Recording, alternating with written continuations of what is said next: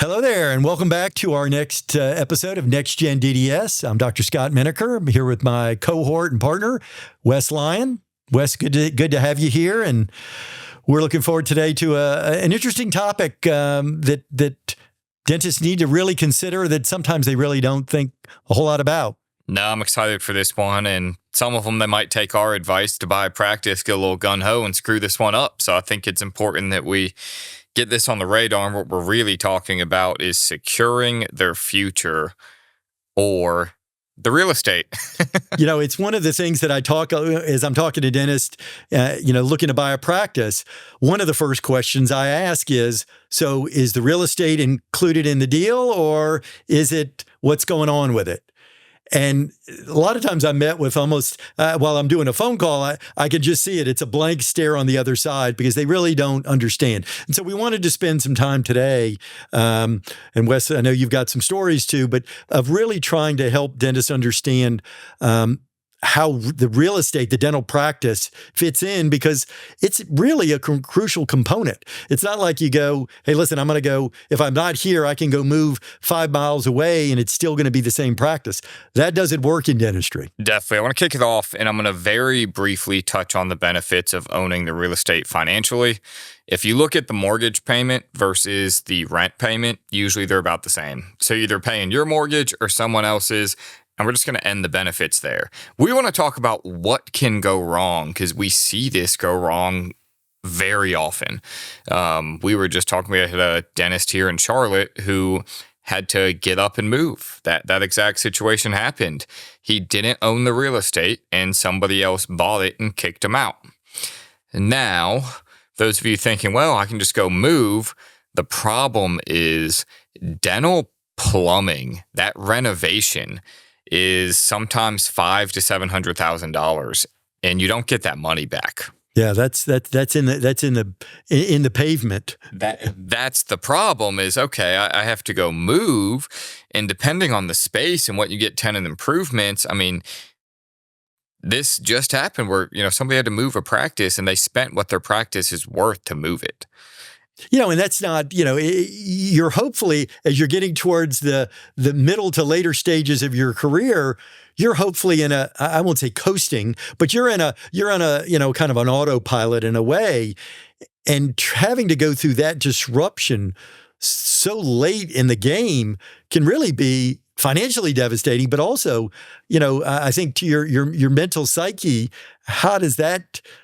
Oh gosh! Because one, where are you moving to? If you're in a big city like Charlotte, it's not like there's you can't move next door. There's no space to go do that. So yeah, I think this is really what we need to warn people against. Let's say you're going to buy a practice, right? And you're going to buy it in a major urban area. If you're buying a practice in the country, probably isn't as big of a deal. We'll come back to that. But you're buying a practice in the way of progress, right? There is a dental building sitting on the road. The doctor who sold it to you owns it, and you are sitting smack dab in the way of this city's progress. You need to own this real estate. And you may not be able to buy it day one, but you need to make sure that you negotiate out these terms, because if the city's progress comes in and that bulldozer comes on your building, one, how much is it going to cost you to move? Two, can you even move somewhere within the same vicinity? And that's not always possible. And then the third, and maybe the most important, is, so what's going to happen to your practice and your patients? Because remember, every day that you're closed is cash flow that you need and want. And to not have that, it can be pretty devastating. I know one of the things that I get a lot is that when I ask the doctors, and most of the time, it's the doctor, the selling doctor wants to hang on to the real estate, and I said, okay, that's okay, but we've got to put some provision in here that's going to get you, one, right of first refusal, so that you can buy it. He can't just go sell it to somebody else without you having that. But two, and we were talking before we started this, do you negotiate a timed by, let's say at the end of 7 years or 10 years, he has to sell it to you. That might be a little harder to do, but you might as well start asking for it. In some situations, it's a must, right? If you think that this real estate is going to get plowed over in 10, 15 years or 5 years, or you think they're looking at it and that doctor's refusing to sell it to you, yikes. Who's he going to sell it to? And is the developer going to come in and buy it for more than you can ever afford? So you have first right of refusal, but the land sells for $5 million. And what, you're going to spend $5 million to keep your dental practice you bought for $1 million alive? Like, no. The only reason you'd buy the land at that point is to flip it to the developer. Flip it to the developer, right. That's right. But this stuff it's just important. And a lot of people want to go practice in these urban areas, which, we're okay with, but this is a bit of a curveball in there. If you can't secure your future in the real estate, then you need to be very, very weary of making this purchase, right? You can sit there and I've actually got a doctor in this position somewhere else, and he's not trying to rip anyone off, but he, calls and says, Wes, how do I sell my practice? I'm like, well, you just sell it. He goes, no. We can't let the doctor stay in the real estate. I'm like, well, that's a curveball. I goes, why not? He goes, developer's going to buy it. I own it with 3 other people, and, we don't want to sit here and pretend like we're not going to do what we're going to do. We're going to flip this real estate for many millions more than my practice is worth. So how do I sell it? I'm like, well, you're going to have to merge it into somewhere else. We're going to have to get a senior doctor to buy the patients, and that's pretty much it. But, if you were on the flip side and you bought this, and it just, you're going to have your world taken from you if you're not careful. Right. And again, a lot of doctors may not be in a position from day one to buy that. Depends on the practice. But you want to make sure that right of first refusal is crucial.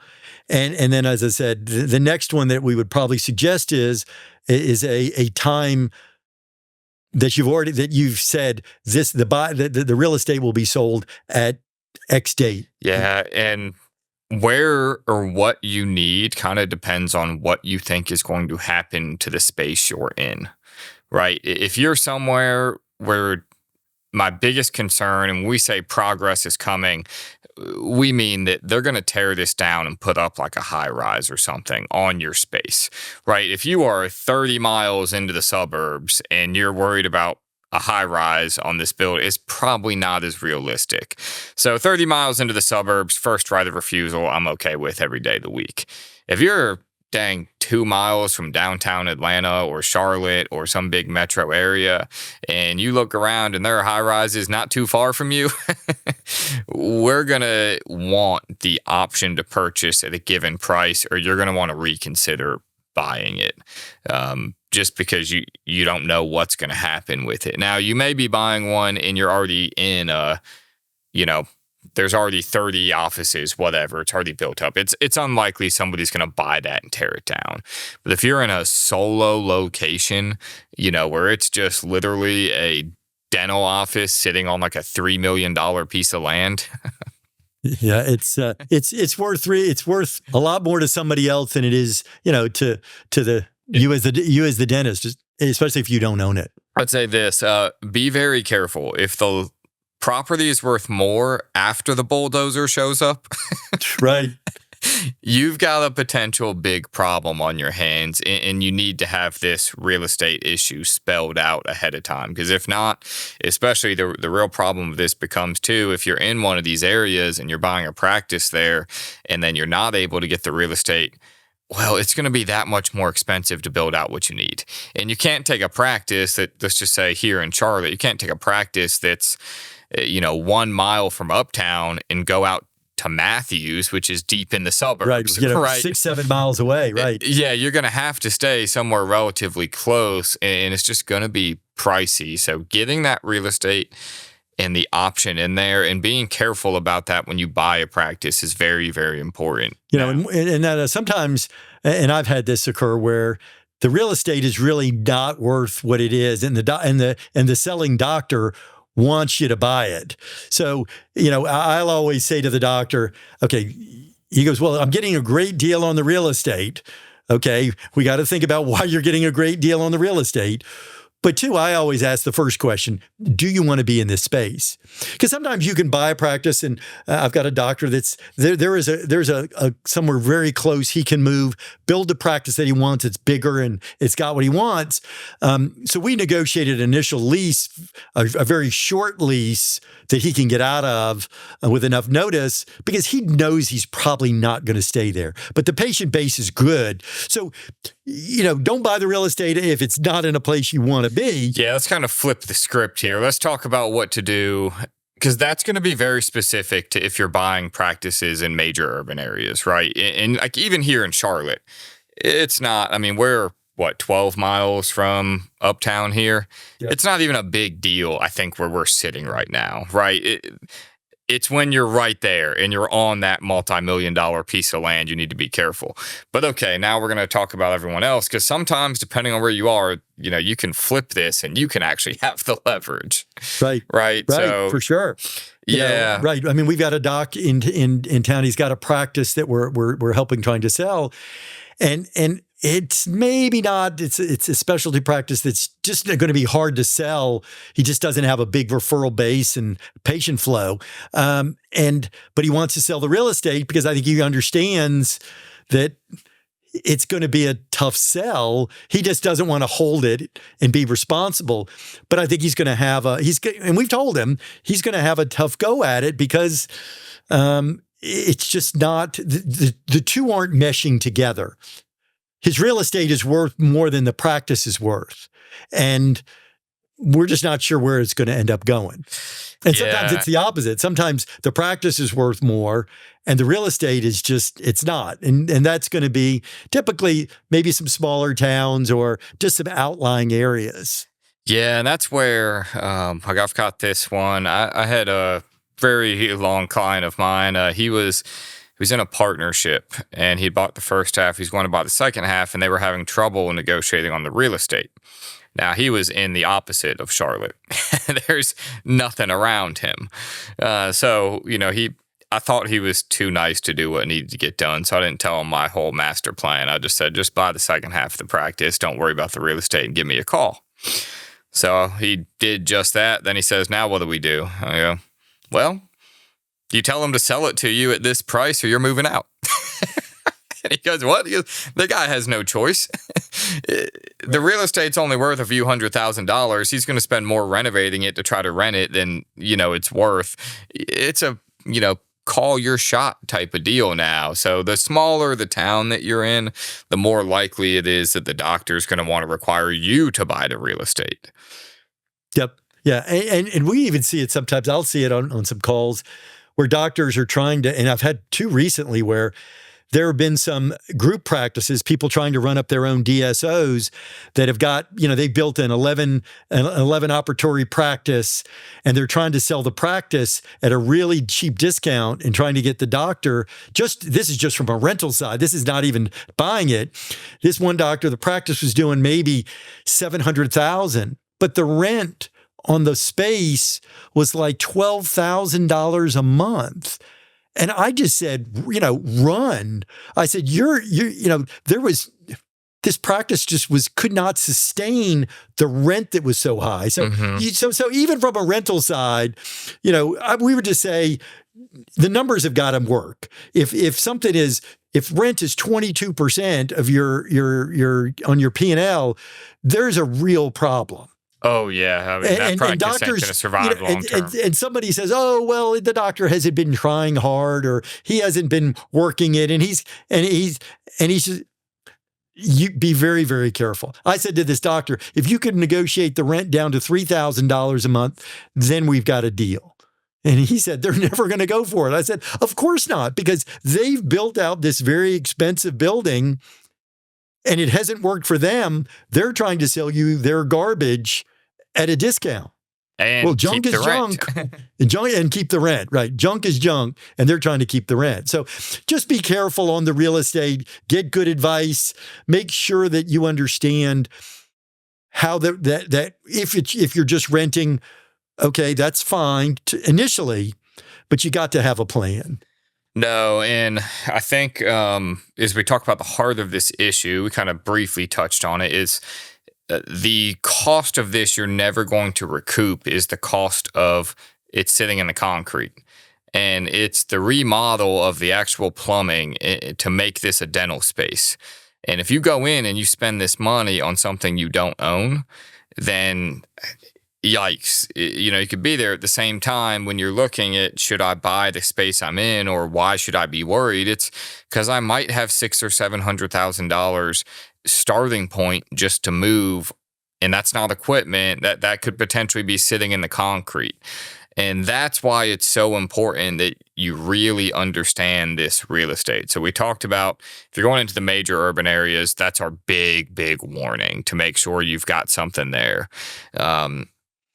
Out in the suburbs, you have a little bit better time. And in the country, it's usually pretty easy. Doctor wants you to buy it. Right, that's right.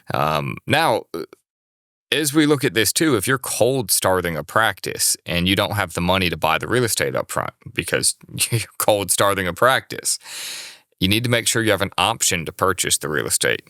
Yep. Otherwise, we see this a whole lot where you go in there, you cold start the practice, it becomes successful, you get 10 years down the line, you go to buy the building, they don't sell you the building, and voila, we're spending the $700,000 again just 10 years down the line. Hopefully at least this time we were able to buy the building. Yeah, right. And this could even pertain, let's say you've been in practice 30 years, you've now owned the building, you're now in control in a way as you start to sell this practice. You've got also the asset of the real estate to sell with it to somebody. And, you got to keep it up. You got to do all your due diligence. It's interesting, as I think about the DSOs, my practice got bought by one at the end of my career. They wanted nothing to do with the real estate, because for them to go build out, in our case, a 9-operatory practice was going to cost them money that they're going to have a hard time recouping. They're looking at me going, my rent rate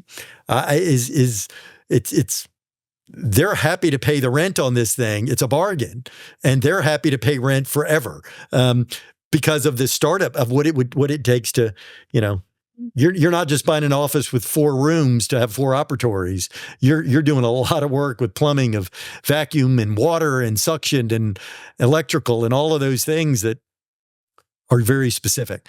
Yeah, so this kind of gets into my last warning, and that's a great segue into it. I've heard people tell doctors, no, don't buy it. Get the space perfect for you. And I have people call me up all the time, well, this space isn't perfect. And I'm going, okay, it's not perfect, but let's walk through it. Okay, you might, depending on where you are, like sometimes in the country, you're gonna pick up the whole office and the ground it's sitting on for $800,000-$900,000 to avoid doing a $700,000 renovation. I gotta tell people, okay, it's not perfect, but how much cost are we into the new space? You don't like this one for X, Y, and Z, and I always try to sniff out what those reasons are, because just because it ain't modeled the way they want it to, or it needs fresh paint, or it could use a remodel, those aren't good reasons to leave it. Okay, it's hidden, visibility's piss poor. Okay, that's a good reason to leave it behind and go spend the money. Right. Visibility, that's a great reason. Or if it's getting ready to collapse, or you've got to get ready to go have to redo all the plumbing and the wiring. Yeah, location is probably your one that's likely. Obviously, if the building's about to crumble, the practice is probably in bad shape too. So your common one, though, could be that, you just don't want it because you think if you moved it, you could get into a prime location with great visibility. That's a great reason to not stay in the same real estate. It's not perfect to me is not a great reason to go waste $700,000. Like, don't get me wrong. If it's awful, I get it. But if it's like, well, we just like 300 more square feet, or the break room could be a little bigger. Like, these are not good reasons to go replumb something. It's interesting. So my office, literally, it's still there today. It's been there since 1988. It's been remodeled a few times, but for the most part, the layout is the layout. Now, to your point, would I love a brand new office that I could just redesign and put everything absolutely in the right place? For sure. But I was unwilling financially just to go do that. I had a great space. I would go change the carpeting every 4 or 5 years. We would go paint. If we painted the walls and put new chairs in the waiting room, and again, I kept it modern looking. It wasn't like the same stuff had been there for 30 years. People would be like, wow, this place looks great. So your point is spot on. You can do great dentistry out of a good space. It doesn't have to be top-notch glass on the 20th floor of a new building. It doesn't have to be that. If you can get that at a good rate, super. But if you can get it at, and again, where my space is, I'm in an amazing location right in the middle of town. People can get to my practice from anywhere. It looks modern. We fixed up the outside. It's a 55-year-old building that looks pretty good and patients are comfortable coming into. And for us to go build that practice today, I would be scared to say how much it would cost to go get, 9 ops in Charlotte, 3,500 square feet with the land, 3 to 4. And I'm in a condo, but still it would be, I'm in a condominiums building, but yeah, it's crazy. Yeah. I mean, it's just, there's good reasons to move a practice, and then there's just really bad reasons to waste a lot of money. And you don't need it to be perfect. Now, again, it can't be horrible, but you don't need it to be perfect. Wasting this money on this plumbing is never a good idea, because even if, let's say a lot of doctors are going to be looking at buying the real estate from the senior doctor. So, and you would know this, your space, the condo that you own, is not worth what it would cost to put up a new one, plumb it, and do all that. Absolutely no way. Not. No. Not. I would like for it to be, but it's not. It's just not. So you're sitting there, and somebody has paid for this whole plumbing and this whole setup at some point in time, and they're never going to recoup their money on it. And that's okay. That's why you might want to buy it, is the fact that, hey, I can get into this space for, I'm trying to think of like a recent one.